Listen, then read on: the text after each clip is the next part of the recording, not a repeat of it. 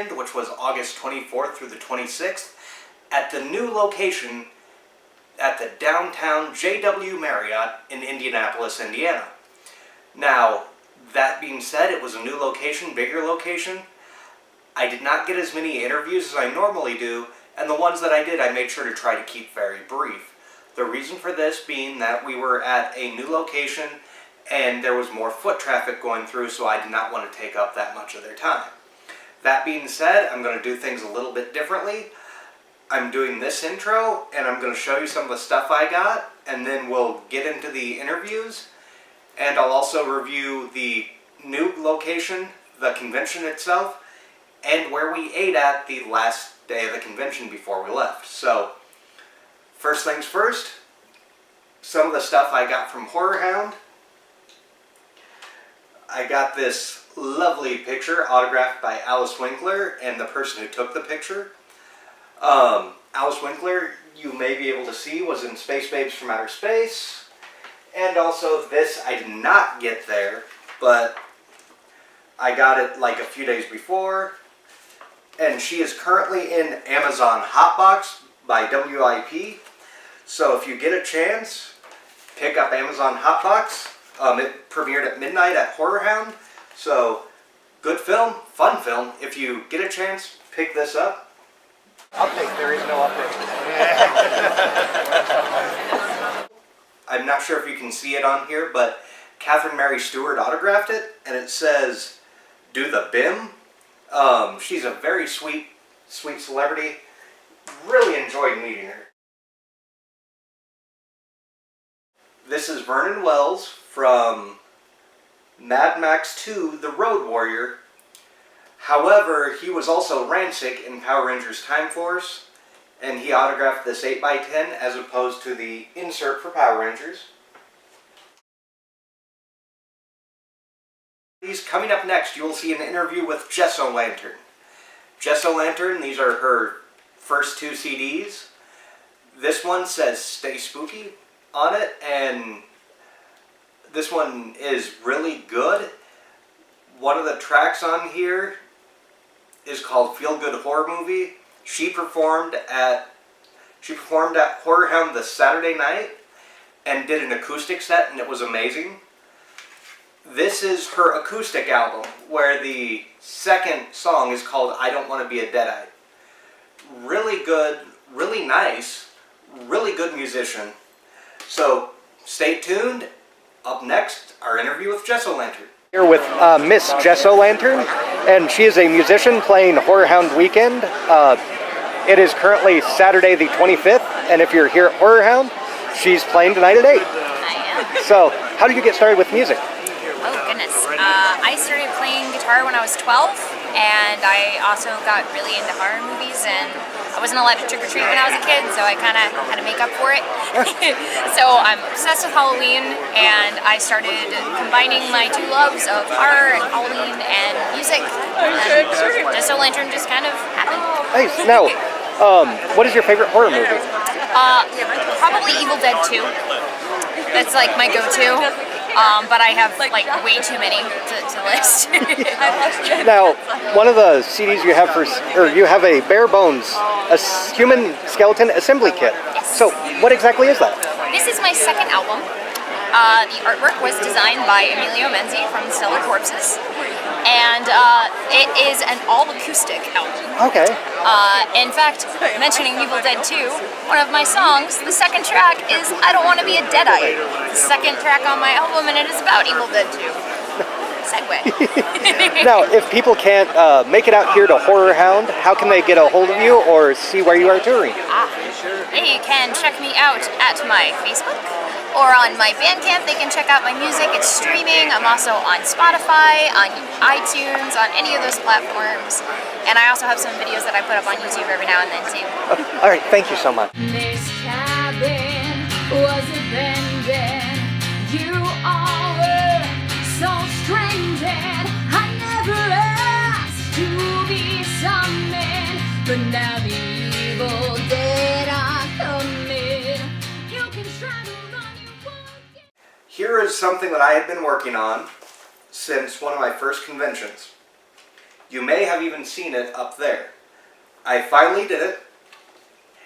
Everybody who was involved with the Evil Dead, with the exception of Sam Raimi and Rob Tapert, have autographed this poster.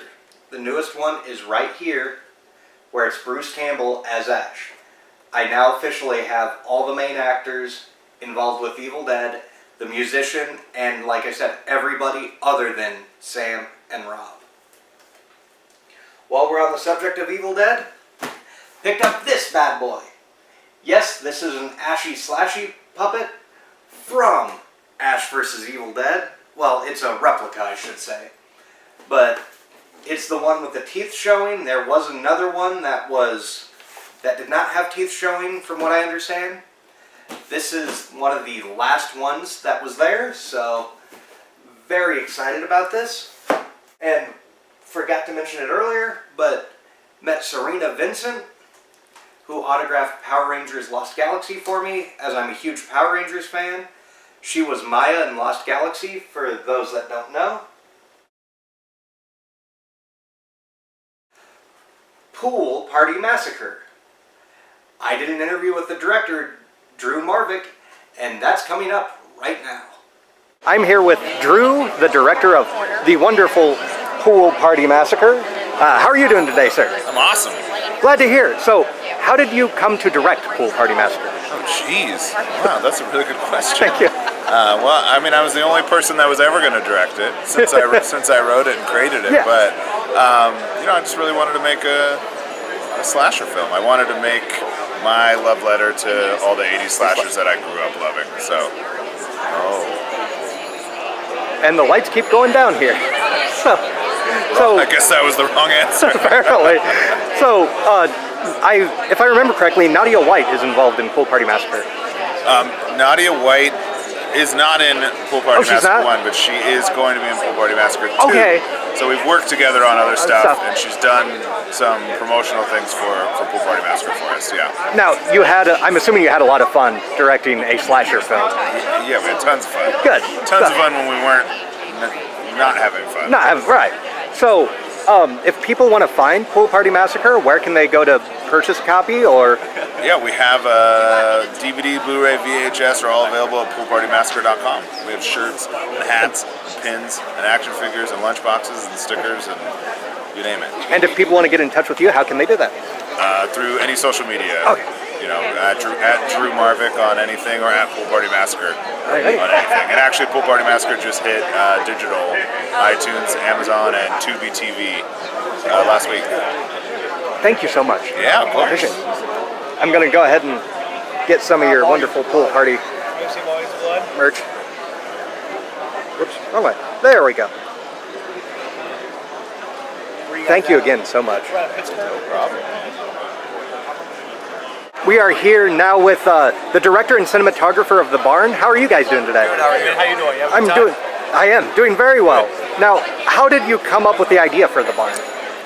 I actually wrote The Barn when I was 8 years old, and it was kind of, based on, at the time, like Goosebump type stories and stuff like that. And as time went on, I wanted to update it and kind of make it more of an older, for older people, not just for kids. And I have such a huge love for 80s horror films that I thought this was the perfect opportunity to put my monsters into an 80s movie, an 80s movie. And The Barn is one of the, I don't want to say few, but one of the few Kickstarter Indiegogo success stories. Yeah. And you guys just kept building and filming more from that. So what was the process for that like? And well, if it wasn't for Indiegogo, the movie wouldn't have got finished, and so we're very thankful for that. It opened up so many doors, letting people know that the film existed, and which brought us into the horror community, and we've been very much welcomed by it. now, what is your next project after The Barn? We are actually working on one. It's an anthology. It's based on cryptozoology, like Bigfoot and chupacabras and stuff like that, which is another anthology. We have different directors from around that we've met along the way. We've got like Jonathan Strain of Something Strange. We have Billy Pawn of Circus of the Dead. We have Johnny Holt of Dunes Chapel Horror. So we have that scheduled for next year to come out. And we have another project which is kind of on the lowdown right now that we're filming. And I think there's even possible talks of The Barn too. There is. Ooh. There's a possibility, yeah. A possibility? Yeah. All right. Well, where can people get in touch with you guys if they want a copy of the wonderful film The Barn, or You can get us here at ScreamTeamReleasing.com. let me zoom in. Alrighty, thank you so much, guys. Thank you, guys. Thank you. We are here with Trick or Treat Studios, wonderful mask makers. I actually have the Papa Emeritus III mask with this hat on top. The miter. Yeah. And they have just released a staff and a cloak. Costume, yeah. The whole costume. Yep. And they are currently working on a Cardinal Copa. Yep, we're doing a latex version of the Cardinal Copa, which is laser scanned right off the original by John Constantine, and we're also doing a male and the female ghoul. Yeah, and they'll have that chrome finish in their resin, and they're made right out of the master. Now, for people who buy these wonderful masks, how does one take care of it? Because that's something that you told me privately last time. And Yeah, that's true. Well, for latex, if you wear it and you sweat in it, when you take it off, you always want to just kind of wipe it out with a damp cloth, and then get a makeup brush and use cornstarch. Okay. Don't use talc powder; it's toxic. And then just a light brush, and you'll be totally fine. The resin masks, they're never going anywhere. But at the end of the day, latex is a natural material, so if it's not taken care of properly, it can go back to what it used to look like, which is goo. Yeah. So, how much is it for like the entire costume, or for like all that for Papa? So I think this mask is $80, and the staff I believe is $19.99, and the costume I think is $39.99. All right. Well, thank you so much. Where can people contact you first? Trick or Treat Studios, and if you want, tell them to use discount code, all capital letters, TOTS PC. TOTS. TOTS PC, so the private code. Okay. It'll get you 10% off. All right. Thank you so much. All right, take care. Thank you. Yeah, no worries. And we're back. Now, at the beginning, I said that that Horrorhound was in a JW Marriott, which was a new location because it's always been at the Marriott East. This was downtown, and while there were some issues, for instance, when we drove in, we got into the parking lot, and we wanted to self-park, and we were told that there may not be any spaces left. Oh, excuse me. However, we were able to find a spot thanks to one guy, but I have heard other stories about people being told to park in a government building or stuff like that, which I found a little odd, but that's just me. Overall, I like the new location. The parking fee notwithstanding, that doesn't really bother me. You're in downtown. You're going to basically have to find a place to park. And it's going to cost money because you're in downtown. Now, that didn't bother me as much. The one thing that I thought was really odd was just the layout, not of Horrorhound, but of the hotel itself. So, Mask Fest and Horrorhound were both on the 3rd floor. Now, in order to get to the Q&A in the panel room, you had to either go to the 3rd floor, and you come up right toward like the center, but walk all the way to the back of the 3rd floor, get an elevator, and go straight down, and that will take you to an elevator that's right next to the Q&A in the film room. Or you could get up and you could go on the 2nd floor, walk all the way down, where the escalators are more toward the front of the 2nd floor, walk all the way down to the back, take an escalator down, because for some reason the filming area and the Q&A area are not connected to the lobby area of the hotel. Just odd layout, lots of walking. Like I said, it wasn't a deal breaker for me, it just was odd to me. There was an issue with one of the films I saw with the sound, and due to my autism I had to leave because it was bothering me. However, got to meet some cool people. Got to meet a guy who was running security named George. Shout out to George. He was really nice, really awesome. Hung out with a whole bunch of friends. Got to hang out with a few actresses, and I'm gonna not name them, but her and her husband are very nice. Her best friend and her best friend's fiance are some of the nicest people I've ever met. So it was really nice to finally get to hang out with them. Jess-O-Lantern did an amazing concert.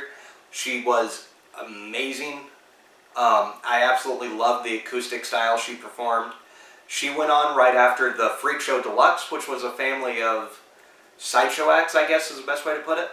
I did not get any footage, sadly, because my camera was up in the room because I didn't want anything to happen to it, because there is a lot of alcohol involved. Not with them personally, but just with the event, and I didn't want anything happening to the camera when I'm in a dark area with people who are drinking or are intoxicated to knock it down or break the camera or something like that. But we went here. I'm going to insert our food here. And what we got was the Dream Warrior Burger, which was a Horrorhound special. And it was crispy green and red peppers. Excuse me, on top of on top of pizza rolls with mozzarella cheese and pizza sauce. And then it came with a side of sriracha. Well, also on this, we were asked what side we wanted, and we had never been there before, and our waitress recommended the macaroni and cheese with garlic and bacon. And so we go, sure, why not? We'll try it. And it was amazing. The burger was amazing, and the macaroni and cheese was amazing. I actually recommend, if you are a horror fan or heavy metal fan, going to Kuma's Corner, because they have heavy metal playing in their restaurant. They have horror films or rated R films playing on their TVs. And all their burgers are named after metal bands or horror films. So I really like the place. I highly recommend that. As for Horrorhound, for the first time being at the JW Marriott, I give it a solid thumbs up. My wife was very happy being in there, and that she could feel like she could breathe and move. So I really want to see them at the JW Marriott again next year. Yes, there were a few kinks, but it was the first year in a new venue. So I hope you guys liked this video. If you did, be sure to thumbs up it. Be sure to click subscribe, and next time you see me, I will be starting Hen Month with Babysitter Massacre.